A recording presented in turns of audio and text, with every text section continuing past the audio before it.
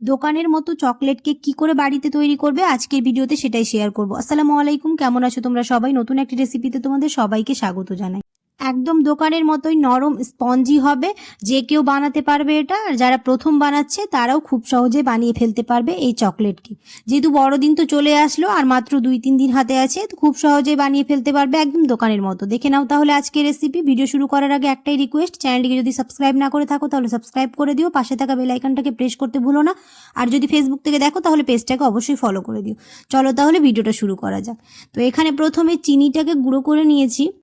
এখানে আমি 1 বাটি মানে 100 গ্রাম চিনি গুঁড়ো করে নিয়েছি। আর ওই মিক্সিতে এবার ডিমটাকেও ফেটিয়ে নেব। তোমরা এখানে যেমন কোয়ান্টিটি করবে সেই অনুযায়ী চিনি গুঁড়ো করে নেবে। এবার ওই চিনির মধ্যেই ডিমগুলো দিয়ে দিলাম। দিয়ে এবার এর মধ্যে দিয়ে দিব হচ্ছে এখন 50 গ্রাম সাদা তেল। দিয়ে খুব ভালো করে মিক্স করে নেব। এই কেক বানাতে কোনো ইলেকট্রিক বিটার লাগবে না, হাতেই হয়ে যাবে। শুধু মিক্সিতে ডিমটাকে ফেটে নিলে খুব সহজেই হয়ে যাবে, যে কেউ বানাতে পারবে। খুব ভালো করে মিক্স করা হয়ে গেছে। এবার এর মধ্যে দিয়ে দিব হচ্ছে ময়দা। এখানে ময়দা নিয়েছি 2 বাটি মানে ওই 100 গ্রামের মতো। এবার এর মধ্যে দিয়ে দিলাম হচ্ছে 50 গ্রাম কোকো পাউডার। দিয়ে খুব ভালো করে চেলে দেব, তাহলে কেকটা খুব স্মুথ হবে। সব কিছু চেলে দেওয়ারই চেষ্টা করবে তোমরা। আশা করছি আমার আজকের কেকের রেসিপি তোমাদের খুব ভালো লাগবে। এবার খুব ভালো করে এটাকে মিক্স করে নেব একটা হুইস্কের সাহায্যে। দেখতে পাচ্ছ খুব ভালোভাবে মিক্স করা হয়ে গেছে। এবার এর মধ্যে দিয়ে দিলাম হচ্ছে দুধ, মানে 50 ml দুধ নিয়েছি। এখানে একটু একটু করে দিয়ে ভালো করে মিক্স করে নেব। সামনেই তো বড়দিন আসছে, যে কেউ বানাতে পারবে একদম সহজ উপায়ে দোকানের মতো। তো এখানে ব্যাটারটা একটুখানি ঘন হয়েছে, আর একটুখানি আমার দুধ লাগবে। মানে আমি টোটাল এখানে 50 ml দুধ নিয়েছি, তো একটু আগেই দিয়েছিলাম, আর একটুখানি এখানে লাগবে। দিয়ে খুব ভালো করে আবার মিক্স করে নেব।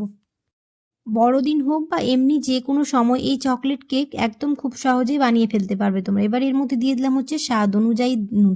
দিয়ে খুব ভালো করে মিক্স করে নেব। এবার এর মধ্যে দিয়ে দিব হচ্ছে 1 চা চামচ বেকিং পাউডার আর 1 চিমটে বেকিং সোডা। যেহেতু আমি এখানে কোনো রকম ইনো দিইনি, তাহলে তো বেকিং সোডা দিতেই হবে। আর দিয়ে দিলাম হচ্ছে 1 চা চামচ ভ্যানিলা এসেন্স। তোমরা যে কোনো ফ্লেভার দিতে পারো, আমি এখানে ভ্যানিলা এসেন্স দিয়েছি। দিয়ে খুব ভালো করে মিক্স করে নিলে আমাদের ব্যাটারটা রেডি হয়ে যাবে।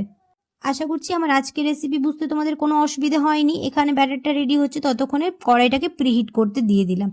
যে পাত্রে আমি কেক বসাবো সেটাকে তেল ব্রাশ করে নিচ্ছি। এখানে কেক মোল্ড বা স্টিল বা অ্যালুমিনিয়ামের বাটি থাকলেও হবে। তো খুব ভালো করে তেল ব্রাশ করে নিয়েছি। এবার বাটার পেপার থাকলে বাটার পেপার দিতে পারো। আমি এখানে একটা সাদা A4 সাইজের পেজ দিয়েছি। খবরের কাগজ একদমই দেওয়া চলবে না। দিয়ে আবার খুব ভালো করে তেল ব্রাশ করে আর ব্যাটারটা এবার দিয়ে দেবো। দেখতে পাচ্ছ ব্যাটারের কনসিস্টেন্সিটা খুব ভালো এসছে। এবার এর মধ্যে এখন ঢেলে দেবো। এখানে তোমরা চাইলে স্টিল বা অ্যালুমিনিয়ামের যে কোনো পাত্রেও দিতে পারো, কোনো ব্যাপার নেই, কেক মোল্ড না থাকলেও হবে। আশা করছি আমার আজকের রেসিপি দেখে তোমরা যদি কেক বানাও, তো যারা প্রথম বানাচ্ছ তারাও খুব সহজে বাড়িতে বানিয়ে ফেলতে পারবে একদম চকলেট কেক দোকানের মতোই।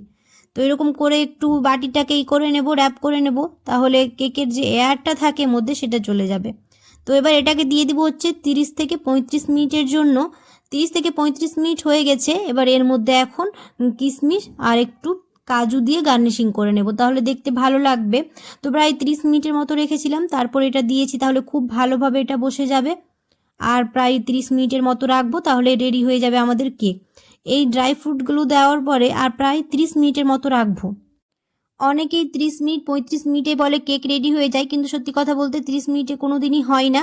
তো আমি এখানে প্রায় 1 ঘন্টার মতো রেখেছিলাম টোটাল। তারপরে কেক আমাদের রেডি হয়ে গেছে। আর দেখতে পাচ্ছ বাটির মধ্যে কিছু লেগে নেই, আর খুব সুন্দরভাবে কাগজটাও বেরিয়ে আসছে। আশা করছি আমার আজকের কেকের রেসিপি তোমাদের ভালো লেগেছে। যদি ভালো লেগে থাকে তাহলে অবশ্যই একটা লাইক করে দিও, আর কমেন্টে জানাতে ভুলো না কেমন হয়েছে। দেখা হবে খুব শিগগিরই নতুন একটা রেসিপিতে। সবাই খুব ভালো থাকবে, সুস্থ থাকবে, সাবধানে থাকবে। আল্লাহ হাফেজ।